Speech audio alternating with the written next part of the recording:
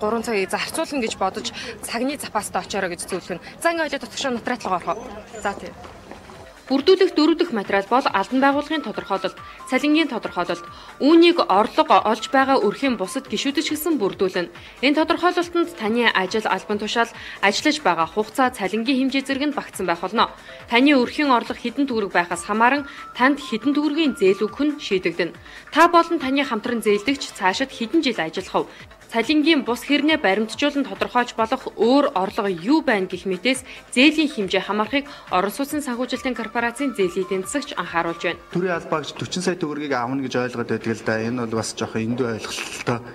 Ер нь бол тухайн төрийн байгууллагад ажиллаж байгаа өрхийн орлого манай дээрж тооцоолж гаргаж чаад яг хэдэн төгрөгийн зээл авах боломжтой вэ гэдэг тооцоолсны үндсэн дээр ерөнхийдөө байраа сонгоно л гэсэн. 20 жилийн хугацаатай одоо яг насан залуу хүн гэж үзэхэд бол нэг өрхийн орлого бол 740 мянган төгрөг байхад бол ер нь 40 сая төгрөг авах боломжтой. Төрийн албаагчд бол орлогоос шалтгаалаад дунджаар одоо 35 сая орчим төгрөгийн зээл авч байгаа манайхаас. Энэ бол өрхийн орлогоос шалтгаалж байгаа шүү. Бүрдүүлэх 5 дахь материал бол нийгмийн даатгалын дэвтрийн нотариатаар батлуулсан хуулбар. Зарим байгууллагын нэгтлэн санхүүгийнх нь сүүлийн 1-2 сарын нийгмийн даатгал төлсөн байдлыг нь бөглөөгүй, эсвэл нийгмийн даатгалын ажилтнаар тамгалуулаагүй байх нь бий. Ийм тохиолдолд та харьяа дүүргийн нийгмийн даатгалын газарт хандна. Бүрдүүлэх 6 дахь материал бол өрхийн бусад орлогыг тодорхойлох баримтууд. Энэ баримтыг бүрдүүлэхдээ Орон сууцны санхүүжилтийн корпорацийн зээлийн эдийн засагч дараах зөвлөгөөг өгж байна. За энэ дээр болохоор одоо жишээлбэл тухайн төрийн албан хаагч одоо нөхөр нь ч юм уу эхнэр нь одоо хувийн бизнес хийдэг хүн байж болно шүү дээ, тий. За тэр бизнесийн талаар л тодорхойлох баримтуудыг хэлж байгаа. За энэ дээр бол мэдээж байр түрээсдэг бол одоо түрээсэлж үйл ажиллагаа явуулдаг бол тэрнийхээ одоо холбогдох материалыг түрээсийн гэрээж гэх юм уу, тий. Тэм үйл ажиллагаа явуулдаг зөвшөөрөл гэх мэтийн одоо дансны хуулах ч юм уу тиймэрхүү баримтуудыг ер нь цуглуулж өгөхийг л хэлж байгаа юм л да. Хэрвээ та өмнө нь зээл авчихсан бол орон сууцны зээлэнд яагаад ч хамрагдаж болохгүй байх хэмээн эмээх хэрэггүй. Таны авсан зээл мөн авах гэж байгаа орон сууцны зээл хоёр нийлээд өрхийн нийт орлогын 45%-аас илүүгүй байх тооцоо гарвал та орон сууцны энэ зээлэнд хамрагдах боломжтой гэсэн үг юм а. Тиймээс зээл орлогын байдлаа үнэн зөвөөр тодорхойлох нь мөн зээлийн эдийн засагчдаа нөхцөл байдлаа бодитоор мэдээлэх нь чухал ажээ. Харин дээр хоёр зээл нийлээд өрхийн орлогын 45%-аас дээш хэтэрвэл дараах зохицуулалтыг хийх юм байна. Өрхийн орлогын 45%-аас дээш хэтэрчих юм бол тэр хүн маань одоо нэгсэн одоо зээл одоо авах жоох хүндрэлтэй байрныхаа урьдчилгаа төлбөрийг нэм төлөх ч юм уу тий. Эсвэл өөр байраа метр квадратын жижигсэх ч юм уу тиймэрхүү байдлаар зохицуулагдаж бас болж байгаа л да. Ер нь бол зээлтэй байж болно. Гэхдээ бага хэмжээний зээл байж болно шүү дээ тий. Заавалчгүй орон сууцны зээлтэй хүн бол ерөнхийдөө бас жоох хэцүү л тий. Тэрнээс цалингийн зээл ч юм уу тий. Тийм бусад зээлүүд бол болж байгаа байхгүй лизэн ч юм уу. Тийм зээлтэй нөхцөлд бол ер нь бол яг 45% та багтчихвол тэр хүн зээл авах боломжтой. Боломжгүй бол нэг бол зээлийн хаана нэг бол байрны урьдчилгаа төлбөрийг нэмж байгаа. За одоо хоёулын чинь бүрдүүлэх 6 дахь материал юу байгаа лээ? Одоо нөгөө үйл хөдлөх эд хөрөнгийн лавлгаа. Тэгэхээр энэ лавлгааг бол эд хөрөнгийн эрхийн бүртгэлийн газраас авдаг байгаа. Бас нотариатаас нэг бичиг аваад отгошоон ороод бүглөөд нэлээд юм болдог гэж байгаа. Та бүхэндээ нэг бүрчлэн тайлбарж өгөх болно. Үйл хөдлөх хөрөнгийн лавлгааг авахд танд ямар зүйл хэрэг болохыг эд хөрөнгийн эрхийн улсын бүртгэлийн газрын ахлах улсын бүртгэгч Батболд зөвлөж байна. Орон сууцны зээлэнд хамрагдж байгаа хүмүүс бол хоёр төрлийн лавлгаа авж байгаа. Нэг нь болохоор тухайн иргэн өөрийнхөө нэр дээр ямар нэг хөрөнгөтэй хөрөнгө өгсөн лавлгаа. Нэг лавлгаа нь тухайн иргэн яг тодорхой хөрөнгөн дээр ямар нэгэн барьцаан дээр байхгүй гэсэн лавлгаа авч байгаа. Энийг бол зээл өсөж байгаа хүн алийг авч болно. Зээл өсөж байгаа өргөдлөө өчөөд нотариатор гэрчлүүлээд эд хөрөнгө эрхийн улсын бүртгэлийн газар хандсанаар тэр хүн лавлгаагаа авч болно. Үйлчлэгээний хор хэмжээ нь 2 байгаа. Энгийн нь бол ажлын 3 хоногт 5,000 төгрөг үйлчлэгээний хор тушаана. Яаралтай бол ажлын 8 цагаар 10,000 төгрөг тушаагаад үйлчлэгээ хийлгээд авч болно.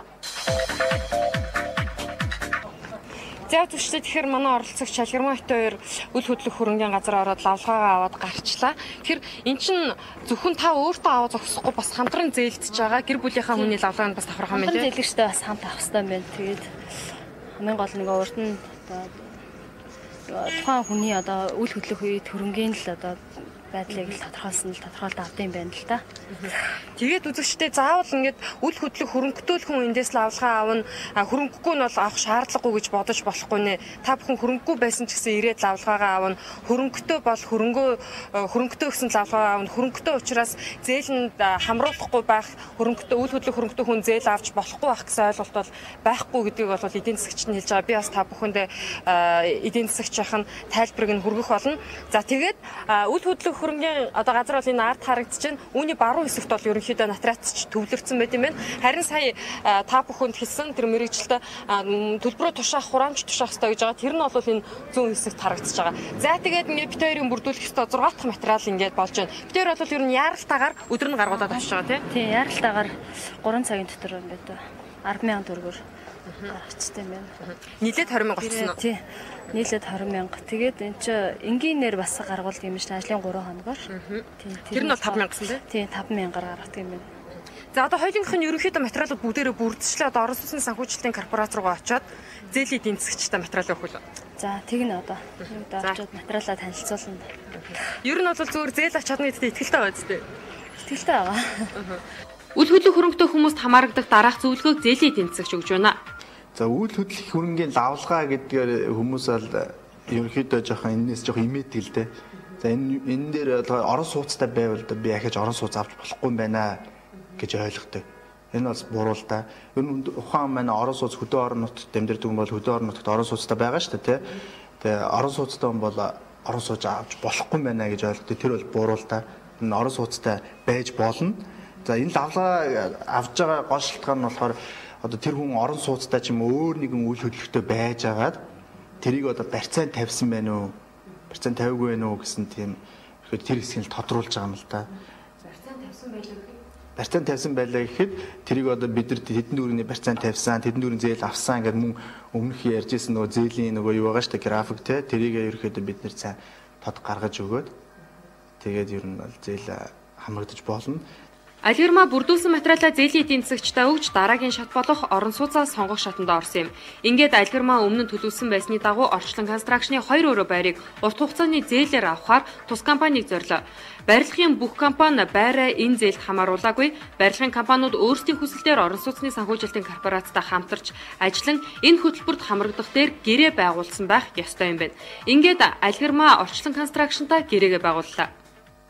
Герман нэвтрүүлгийн оролцогч танаа байрыг сонгосон юм байгаа. Одоо ч тэгэхээр та хоёр ч хоорондоо худлаа авах гэрээгээ байгуулна тий? Эхний ээлж гэрээгээ байгуулна. Урдчилгаа төлбөр буюу нөгөө орон сууцны корпорацаас тавьсны дагуу эхний ээлж 10% төлбөрөөр төлөөд эндээс өшөө дагалдах материалуудыг нь бэлдээд орон сууцны корпорац дээр очиж шууд зээлийн хурдлаар орох шат руугаа шууд ороо авчна гэсэн үг шүү дээ. Тэгэхээр одоо бол шууд гэрээгээ байгуулчих юм шүү тий? За тэгвэл гэрээгээ байгуулах уу? За сонгогдсон байран дээрээ гэрээгээ илтгэхэд хэрэг да. Орон сууц нь худалдаа авах гэрээгээ байгуулах дээр юун дээр одоо яг энэ зээлэнд хамрагдаж байгаа иргэд анхаарах шаардлагатай байдаг бай.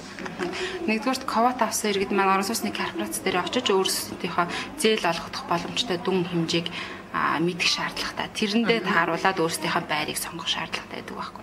Тэгэхээр зарим айл дээр 40 саяараа, зарим айл дээр нь 20 саяар, 10 саяар ч зээл гарах боломжтой байдаг болохоор эхний ээлжинд материалаа орон сууцны корпорац дээр авчиж эдийн засгчтайгаа уулзаад зээлийн олгох дүнгээ мэдэх шаардлагатай. Тэр олгогдох дүндээ зохицуулаад байраа сонгох хэрэгтэй болчихж байгаа. Тэгэхээр одоо зээлийн хорооноос жишээлбэл 35 сая төгрөгийн зээл өгөх шийдвэр гарчих юм бол энэ хүн хэрвээ 45 сая төгрөгийн байр худалдаж авахаар бол одоо 10% төлөхөөсөө гадна үндсэн зөрүү 5 сая төлнө гэсэн үг тийм. Тэгэхээр 35 саяас илүү гарсан төлбөрөө бүгдийг төлсөн байх шаардлагатай гэсэн үг. За одоо тэгэхээр чинь энэ чинь ингээд гурлан гэрээгээ байгуулчихлаа. Үүний дараа одоо яах ёстой вэ манай оролцогч чинь? За эндээс гэрээгээ байгуулад эхний ээлжийн урьдчилгаа төлбөрөө төлсөн байрантайгаа өшөө дээрээс нь манах шаардлагатай газрын гэрээ гэрчлэгээ өшөө юу гэдэг улсын комиссийн акт гэнтэргээ дагалдах шаардлагатай байрны дугаарын бичиг материалуудыг манах шаардлагатай бүх материалаа энд нь би бэлдэж өгчөөд энэ хүнээ гэрээтэд орон сууц санхүүжилтийн корпорац руу явуулчихна. Тэгэхээр нөгөө төрийн албан агч маань тэнд өөрөө материалаа эдийн засгч дээр аваачаад өгчихсөн байгаа шүү дээ тий. Энэ материалын дээр нь манахаас очсон гэрээ мөрөө дагалдах материалууд маань бүгд очиж материал гүйцэтгэх зээлийн хурлаар орж асуудал шийдэгдэх байгаа.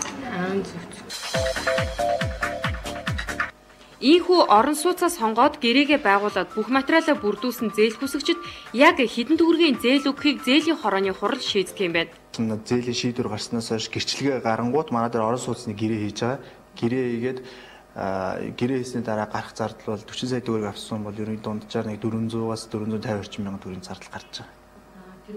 Тэр болохоор амь насны даатгал орон